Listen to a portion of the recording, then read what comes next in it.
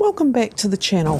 This week on the Kiwi Barefoot Gardener, we have a quick look at the pumpkins and we discuss when they are ready to harvest. We do a big review of the greenhouse, what we've grown this year, how we've grown it, etc, and look at plans for next year.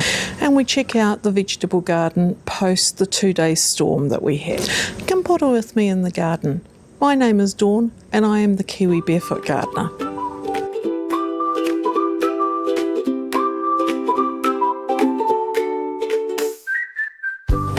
Good afternoon. Well, it's Saturday and the sun's out. Wasn't expecting that. We were supposed to get rain yesterday. It sort of came through for about 10 minutes max. So much for not watering the garden. I'll have to get out and do that in a bit. But it's Saturday afternoon, mid-February. The garden's ticking over quite nicely. But I thought we'd come to a corner that we haven't done a lot in lately, and it's the pumpkin patch. You can just sort of see bits and pieces here, but I thought we'd just talk about it a bit. So my pumpkin patch is one of these big long beds, and this year I planted my traditional crown prince type one, the grey one, and I tried a couple of different ones. I did a golden nugget and a small sugar, and I did try and plant my traditional butternut as well. So the crown prince has done, or the grey one has done really well. The butternut just died. I think it got winded, so it just went round and round in circles and strangled itself. I did plant some more seeds, but they never really did anything. The small sugar, it's there, but it's just not done anything. But the golden nugget has, and it's quite different from what I'm used to, so it'll be interesting to have a wee look at that, and it'll be interesting to see what they taste like. So one of the things I did this year, and you can just see them in the background here, is I planted sunflowers.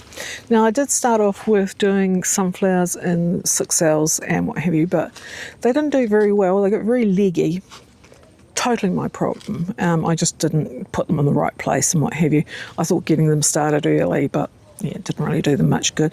So I ended up just direct sowing after I put my pumpkins in, because my sunflowers just went and they've done really, really well. I didn't think they were at one point going to, because they were struggling to get light underneath the pumpkin foliage, but I just kept pulling the pumpkin foliage away from them, and they have done magnificently. And they are just, you probably can't see it, but this one here, and that one, they're just putting out their heads. So yeah, I'm looking forward to seeing them in the next week or so. They should have their heads out and be shining brightly, which is quite nice, because the pumpkins themselves were the grey ones. They're dying back.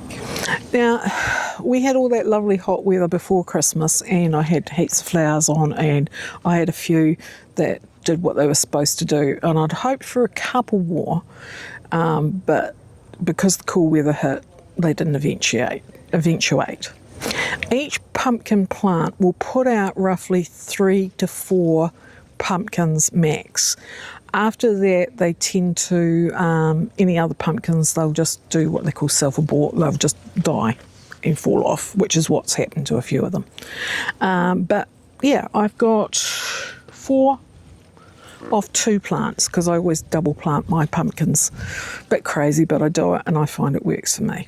2 of them are really large, big. The other 2 are good size, they're just not huge. So I'm really pleased with that. I really like the crown pumpkin. I find that they cure well and they store well. And when I cut them up, yes, it's a bit of a mission to actually get in and cut them the first time, but once they open, they're good. My biggest problem with them is that we just can't eat them all at once. So usually can get through about half a pumpkin over a week or so if I do them. What I tend to do with the rest is chop it up and we'll cook it up and make a puree out of it. Sometimes I'll make half of it directly into a pumpkin soup. The rest goes into puree, and I'll use it for other things like in scones or other things. I'm not a pumpkin pie fiend. I just, bit too sweet for me, but otherwise Yep, nice. So I'll quickly show you my pumpkins here, my grey ones, and then we'll move down to the golden nugget and have a look at them. And what I also want to talk about, and actually I'll show you while we're doing the grey ones, is when are they ready? So one of the first things that you need for your pumpkins to be ready is for your pumpkin vine to die back. And the longer you can leave it to die back, the better. And I know, because it happens to me every year, I get thinking, hurry up and die, because I want you to die back enough so that I can harvest them so I can get in my brassicas. Pumpkins will start to die back when the nights are cooler, so which is what we've been having. But normally it would be sort of not till March, but because we've been getting the cooler nights, they've died back early.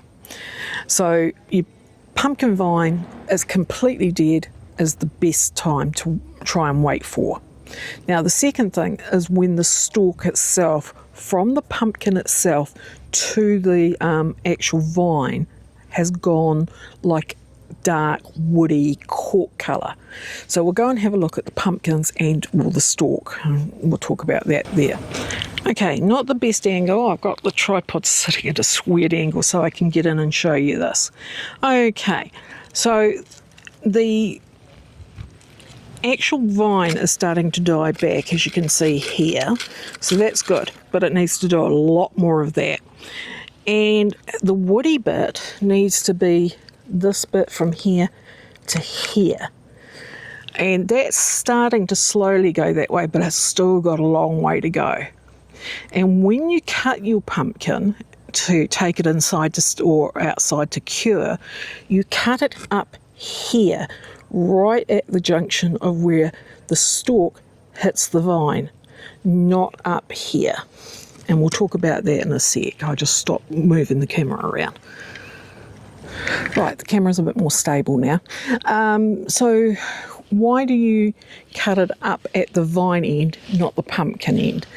The reason being is that once it's turned woody and cork-like, what that's doing is it's actually sealing the pumpkin at that junction, okay, to stop bacteria and rot, okay?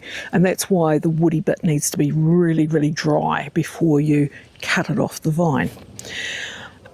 If you cut it off right up against the pumpkin, what will happen is that the pumpkin won't last. That area will become a focus for an infection, and the reason why you need it to be really, really dry is so that no bacteria can get in through the wet, damp stalk and into the pumpkin. Okay, so that's the reason why. Later on, when it comes to harvesting the pumpkins, I'll talk to you more about curing and storage, etc. But at the moment, it's still probably another 4 weeks away, I would say, at least. So while they'll be annoying me thinking dry, I just need to be patient. Not easy for me, but you just got to do it. So let's go and have a look at the golden nuggets, because they're new to me, so it'll be quite interesting. And they grow quite differently. So the grey ones are big, long vines that take off down the beds and across the grass and drive my poor old hubby nuts because they're in the way for the lawnmower. And they just grow miles and miles. Whereas the golden nugget seems to be one that just grows up in a big pile, like a bit like the scalapini do. The scalapini do something similar to that. They have sort of a more squat vine, and everything grows off that squat vine. Whereas, as I said, the grey ones and even the butternut and what have you grow along the long vine. So let's go and have a look. Okay, so this is the golden nugget, and I'm just going to have to move things away. I'll just check to see. I think, can you see them? Just hang on a sec. Okay, so I've resorted to handheld, so sorry about this, but you can see how small they are compared to what the big ones are like. So they would be probably, it's hard to say, probably about 10 centimetres across is a good guess. So, sorry, I'll just come back out and see if I can make it better. See if I can change the view. So sorry, that's about the best I can do because the camera won't come any further back. I'll be in the middle of the other bed. But they are quite compact compared to the other ones. They just shoot out a bit like a zucchini will. So yeah, really, really interesting. So I can't tell you much more other than that the picking and things like that will be the same in the sense that the vine needs to die back and the stalk needs to harden off. Now, completely non-pumpkin related are my sunflowers, which are in the pumpkin bed, but I'm just going up. Sorry if it's shaking, I do apologise. But you should be able to just see the head starting. So next week they should be out and I'll show you more. Right, so that was a quick update on the pumpkins. As I said, wee bit to go yet, but even though the vines are dying back, it doesn't mean that you can stop watering them. You do need to keep water up to them, and it doesn't hurt to keep feeding them either. Just because you don't want the plant to start potentially cannibalising the nutrients out of the actual pumpkin. So just keep feeding your plant so that potentially you will get a bigger pumpkin. So that's for the back garden at the moment. Not sure if it'll be today or tomorrow or whatever.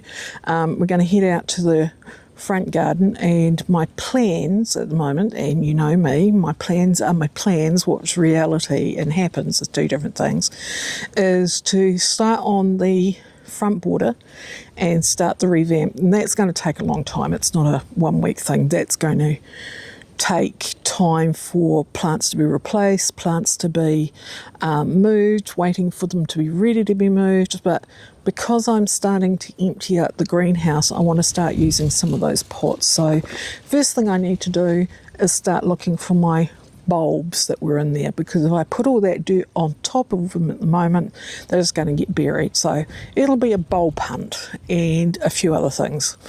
The other thing I want to get done this week is what I talked about at the end of the last vlog when we were in the greenhouse, and do a review of the greenhouse and what worked, what didn't work, and what am I going to plan to do next year, and try and behave myself and stick to my plan.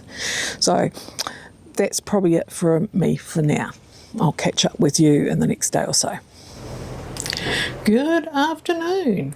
It is Sunday, and I'm in early this week getting things done because I've got family coming to stay as of tomorrow right through to Friday, so I wanted to get my recording all done and sorted.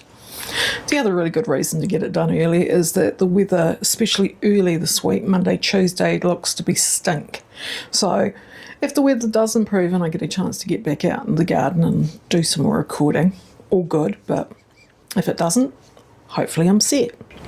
Now, I said in last week's vlog I thought I'd do a review of the greenhouse for this season, the season of summer 2025-2026, and that I thought it was a really good idea to do it while there were still plants in the greenhouse that you could think about, see and review, and that's what I'm going to do today.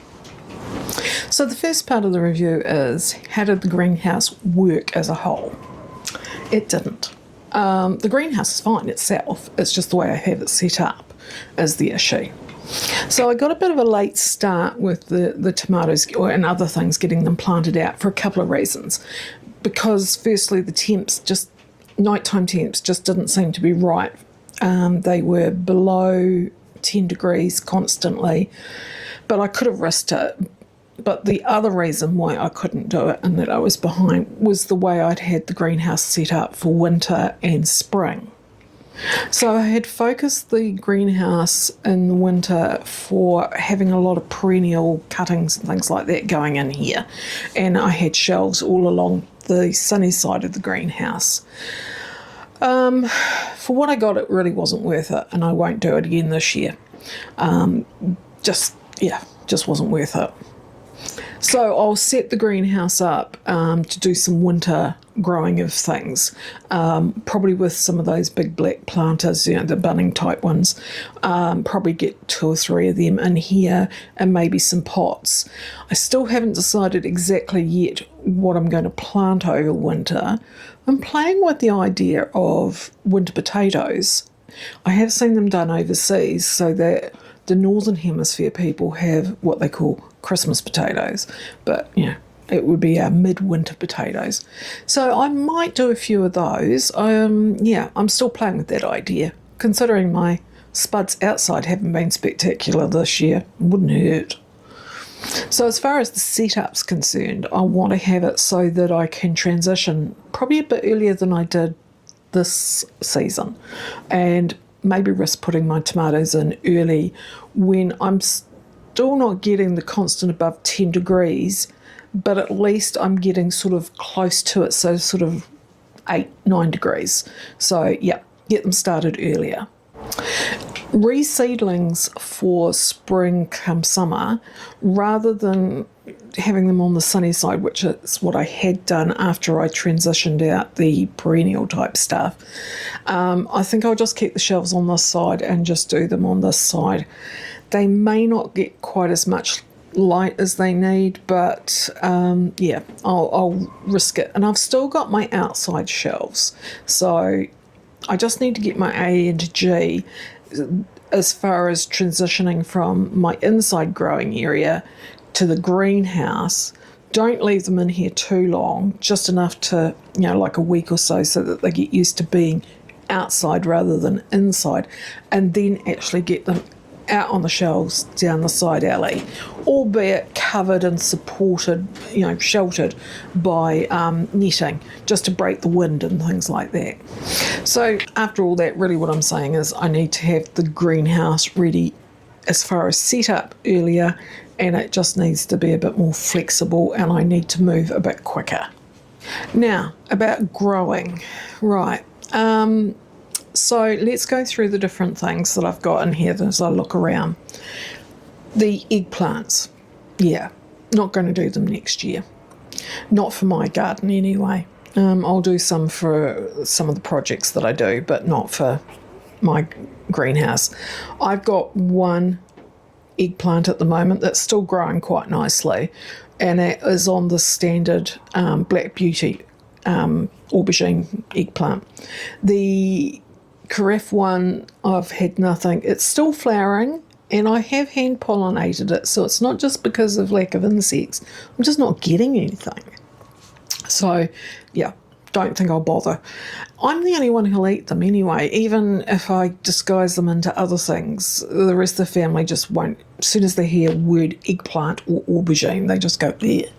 So not worth it really. For what I need, or when I fancy one, I'll just go and buy one.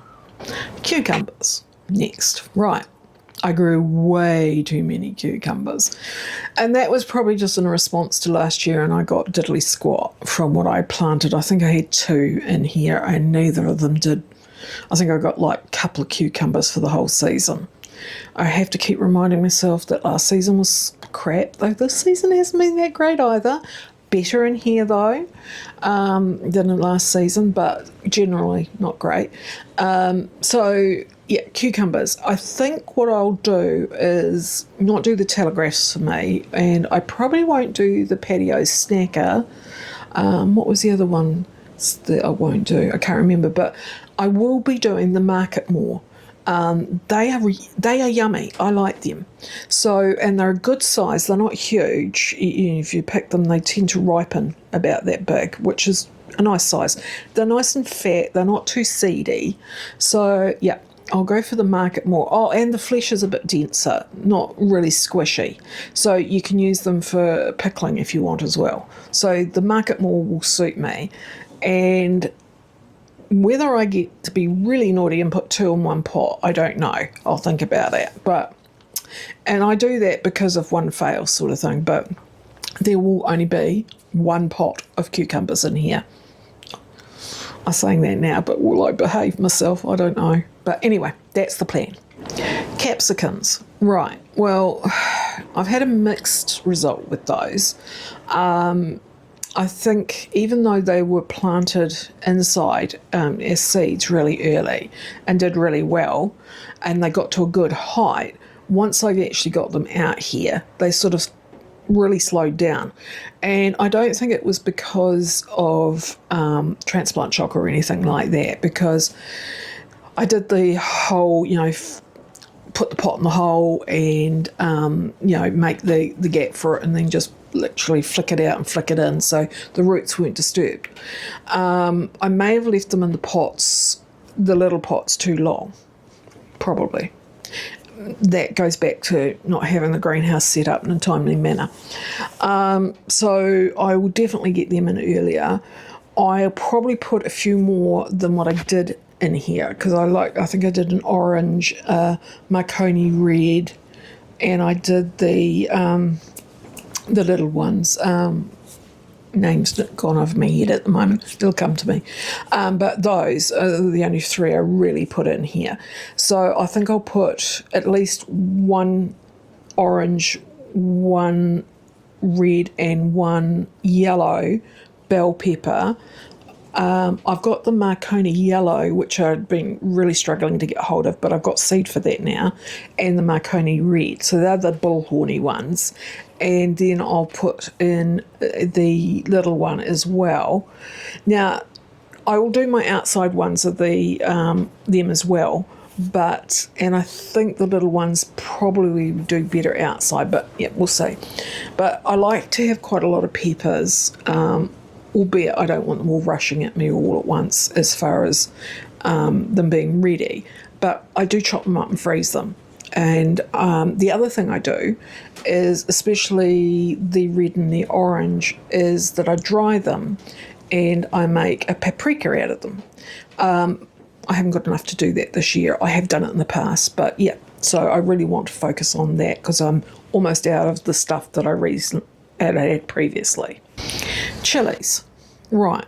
I'm really happy with the three that I put in here. I put in the standard little red cayenne pepper, and I've grown that for years now and find it really good and makes nice chili powder once I dry it. This year was my first year with the orange habanero and the lemon aji. They did really well inside. They grew a good height, etc. Once I got them out here, I did delay getting them out here, and I don't think that actually for them made any huge difference because they like it hot and they don't like the cool nights. Definitely 100% it has to be over 10 degrees at night for them to be happy. So I wouldn't change when I planted those chilies out here. So I'm happy with that. I'm probably going to change where they are in the greenhouse. At the moment I've got them down the back end because that's the hotter end. Maybe I'll move them up further. I'll think about it.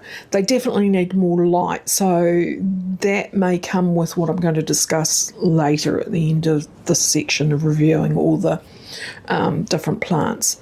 But I will do those three again. I'm quite happy with those. Melons. Right. Yeah, definitely going to do less of them.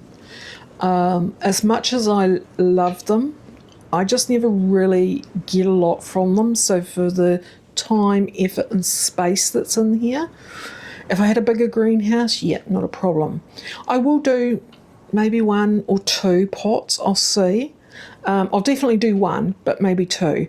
The Western Express, which is meant to like the cooler, but still warm, but cooler, I'm pretty well happy with that, and I'm pretty sure I'll do the Hales rock melon again. Just don't think I'll bother with the watermelon, the sugar baby, because I've only had one off that, and that's still looking pretty stunted. So even though it's meant to be better for cooler climes, but glasshouse or greenhouse, I just don't think it was worth it. So yeah, I'll just probably do max of 2 pots. And there again, I might be naughty and put 2 vines for each pot, but they seem to be doing okay as long as I water and feed them regularly. I can't say how they'll go with the powdery mildew, which really did affect them. But when we discuss about the actual setup of pots, that might actually, later on, that may be a big difference in that. Oh, and the other thing I thought I'd do with them and the cucumber is actually have it up by the door end, more so that they get more ventilation than being down this end, far end, where there's less air circulating. Right, I've left the tomatoes to last for a reason. Okay, so I want to do more tomatoes in here than anything else next year. So what I get in here, I'm not really sure yet. Definitely want to do 1 beef steak, and it'll probably be just a standard red or something similar to that, because I want it for cooking more than anything. Didn't have any moneymaker and or Roma in here, which is what I've had in the past. I did do them outside, but I think I will do at least 1 moneymaker and 1 Roma in here. The moneymaker more so, I've got eating tomatoes, just slicing tomatoes. And in the greenhouse, they're a lot thinner skinned than what they are out in the garden. The garden ones, the moneymaker and the Roma, are more for my cooking, so making sauces and things like that. But the moneymaker definitely will be for slicing. And yeah, maybe the Roma. I have to think about the Roma, because it is literally just a saucing tomato. I don't usually eat it, so maybe I won't put one of them in here. I'm going to look at another medium slicing tomato. I'm not quite sure yet what it will be. If you've got any suggestions, let me know what you've found is a nice one.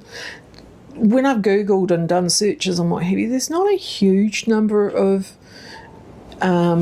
ones. I mean, I think Bloody Butcher, which I've done in the past, and that was quite nice, and Early Girl, I think that's another one that I've got seed for.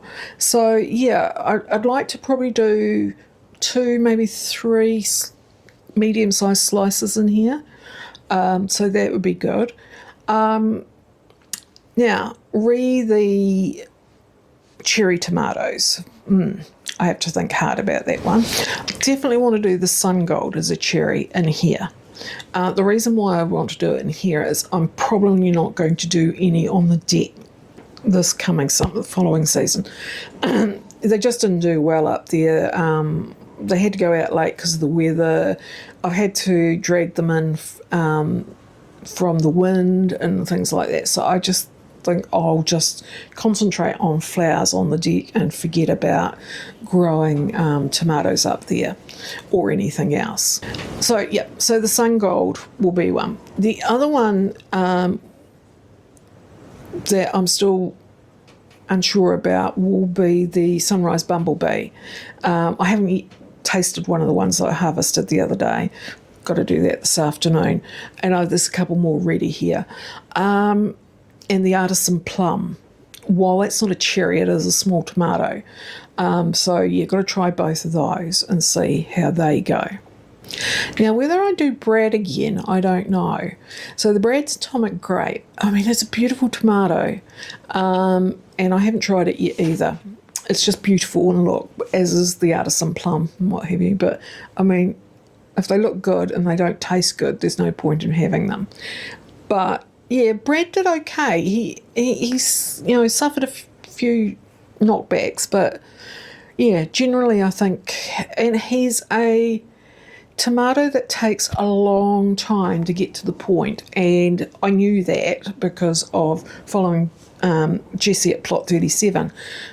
Even though she's growing in a polytunnel, but hers her general conditions are a lot cooler because she's in London. Though this last season that they had in 2025 was very hot, and so she got some really good outcomes. But yeah, so I may do Brad again. I've only got, I think I may only have 5 seeds left, but I'll have to see, because he was expensive, and he was late in because the seeds only came in late. They only advertised them quite late. So I've got some general ideas about what I want to do as far as tomatoes are concerned. Some of it will be down to availability of seed, and I don't stick with just one seed company. I'll use 2 or 3, and even go into the shops and buy the standard commercial big brands. I do try and keep to 1 or 2 ones that you buy online, sort of thing. Not because I've got anything against the other companies. They have great ones. The stingy part of me just doesn't like to pay postage. So I try and buy everything I can in one place and only do it once, maybe twice in the year, and then top up with another company that I quite like that does odd things, and I only ever buy once from them. So yeah, it's just the meanie in me as far as the dollars are concerned. But I'm retired, and I just need to watch the pennies and be realistic about what I spend online. Right, so that's everything in the greenhouse. I think we've done the eggplants, we've done the cucumbers, we've done the capsicums, we've done the chillies, we've done the melons, and we've done the tomatoes. So yeah, I'm pretty happy with that. Now, planning for next year. Okay, so while we've talked about what I'm thinking of doing, it all comes down to what space. So we briefly talked about what didn't work space-wise here last year. So I will be keeping the shelves on this side. I won't be doing the perennials in here. There's only one thing that will come in, and I'll shove it in the corner and winter it over after I wrap it up, and that's that funny little pear tree thing that I've got out on the deck, and that's because it doesn't like getting frosted, so I'll wrap it in frost cloth, but it'll be in one corner and it shouldn't be a biggie. But yeah, set up earlier than I did this season, so I've got things ready and going. Now, pot wise, so I'm a planner. I plan everything, and I plan contingencies, but I like to start simple with just a bit of paper. And you see that. So I've started just writing things up. Yeah, these are my outside tomatoes, because what I plant outside will sort of have some effect to what I plant inside.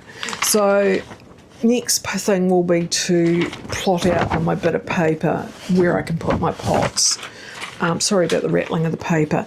So what I worked out was that I could easily get 15 pots in here, the majority of them being single along the actual wall. So, but if I add 3 pots only as a second row, so it gives me still plenty of room to move things in and out and gives the back row more light, I can get 15 in here. So what I'm looking at is my 3 chillies, as in 3 separate pots for the chillies. Okay, just rethinking that, because I realised when I looked at the piece of paper, I hadn't calculated properly.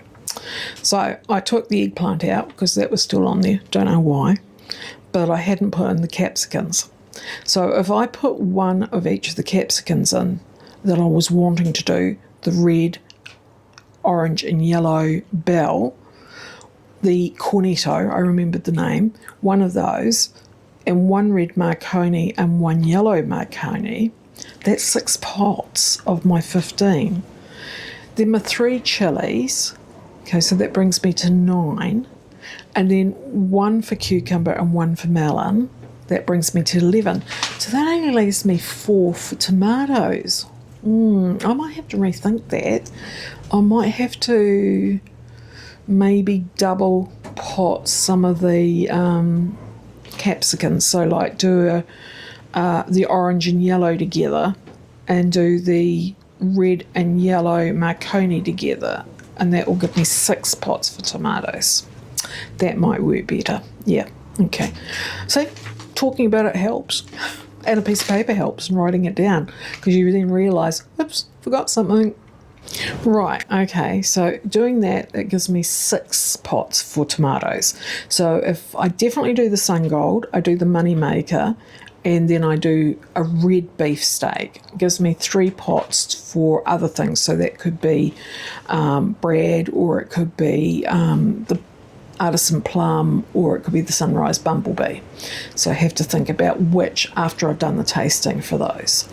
Now, while not in the greenhouse, the tomatoes I plant outside do affect, what I'm going to be doing in here. So this year I've just had the one bed predominantly for the tomatoes along the fence line, and I put in some really late ones in behind where the lettuce frame went, and they were just leftovers, and they didn't do particularly well, but that was my fault because they were literally in the pots too long. So I have planned on here on my little bit of paper that I'm actually going to do 2 beds along the fence. One is going to be all money maker for cooking, and one's going to be Roma for cooking. At the moment, I might do, I'm still thinking about these beef steak ones, but I'm not sure about that. The other one where the spinach had been and where the capsicums are currently is going to be capsicums again. So that's good. Got that sorted. So yeah, I think that's sort of clarified the whole thing. Sorry, it's a lot of talky. But it's good to talk these things out and plan a bit on paper. I do actually use an app. Well, it's not an app on the phone, though I can link it to my phone, and I have done. I have one of those garden planners that are on my computer, and it's a great way to waste an hour or two with coffee and work out where you want what. I never stick to it 100%, but it does give me a rough idea of what can go where. The other thing about it is that it does have a timing thing of when you can put your stuff in. Now, it's meant to be linked to your local weather area, so it gives you your last frost date and things like that, and your first frost date. I'm not sure if it's 100% accurate because, some of the timings are a wee bit wishy-washy, but you also look at the stuff on the back of the packets, and that could be not right either. So it really depends on where you are, where you're living, not just your main general geographic area. So like I'm Canterbury, and that's good. So I sort of roughly know my weather for that. But also it can become quite localised. So like I'm coastal Canterbury, so I can do things earlier and grow things over winter that inland Canterbury can't do. But even that, being coastal Canterbury, there's, in my area, what I can grow here, other people can't grow, and vice versa. Some of them that are in more sheltered spots can get away with doing stuff, tall stuff that the wind would just ruin here. But their frosts can last a lot longer when they do get them, and they may not get as much sun as I get. So you really got to sort of work out what works for you in your area, specifically to your area. You can go from the macro, the general geographical area, down to more focused, and then really focused into the micro area around where you are. And I've been here 9 years, and I'm still fine-tuning it. There's, working out what works when. And then with the changing weather patterns, it is what it is, I thought at the beginning of this growing season it was going to be a long hot summer, and it was good up till just before Christmas, and then it just went. Hubby's been complaining that our lawn is green in February, and he's right. We haven't watered it, and it is green. So, yeah, go figure. So I think you had enough of me yapping at you. I will put up the name of the gardening appy thing that I use. It's only one of many. It is actually a fee to pay one, but it does store your stuff and you can get histories and things like that, and I found it very good. It is an English-based one, but they do a Southern Hemisphere version. So you can get, everything season appropriate and hemisphere appropriate, so that works really well for me. A lot of the other wraps are like American based and things like that, and their seasons are way different because they've got a huge land mass, whereas we're an island and we have quite different seasons and how long they last, etc, etc. Now, as I said at the beginning, I'm not sure if I'll get time to do more this week, so I hope I haven't yapped your head off. If you've got any questions about the tomatoes, the greenhouse, varieties or anything like that, just pop them in comments. But if you've got any info for me, especially around things like tomato varieties and especially the mid-sized slicing ones, I would love to hear about it. I certainly like to look at what varieties of the mid-sized ones I can do. Okay, so it's mid-afternoon now, and the wind is getting up, and hopefully it isn't being too noisy in here. I'm going to go inside and get another cup of coffee. I've had a fair bit today, but I feel I need another one, and go and do some paperwork, which I really hate doing, but I have to do. The things we do. Anyway, if I don't see you later in the week out in the garden, I'll catch you for a coffee and a chat. Right, it's that time of week again for a coffee and chat, though I've gone for a cup of tea today. It's actually Saturday afternoon, so wee bit behind, but I've had a very busy week in many ways. So as I indicated way back when I was doing the recording last Saturday and Sunday, I have family to stay this week, so from Monday through to Friday, so that's sort of taken up most of my week. Saturday we got out and had a look at how the pumpkin was going and had a quick look at when they would be due, etc, what have you. So they're going good, and when it comes to harvesting them, we'll go through the, how to cut them, etc, and how to cure them, so we'll wait for that to come up. Then we had a really extensive review of the greenhouse and how it was set up this year, what worked, what didn't work, what I planted in there, and how each of those things like tomatoes, cucumbers, aubergines, etc. had gone. And then we looked at how I was thinking of setting up for next year and lessons learnt sort of thing. So I'm still working on that. I actually haven't got around to tasting those tomatoes. I should. They're sitting on the bench ready to go. But just with everything that's happened with family, being here this week, I just didn't get around to it really.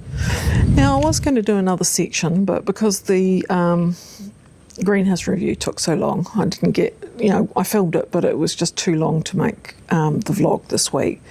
And it was just looking at how the garden had fared with the storm that we had.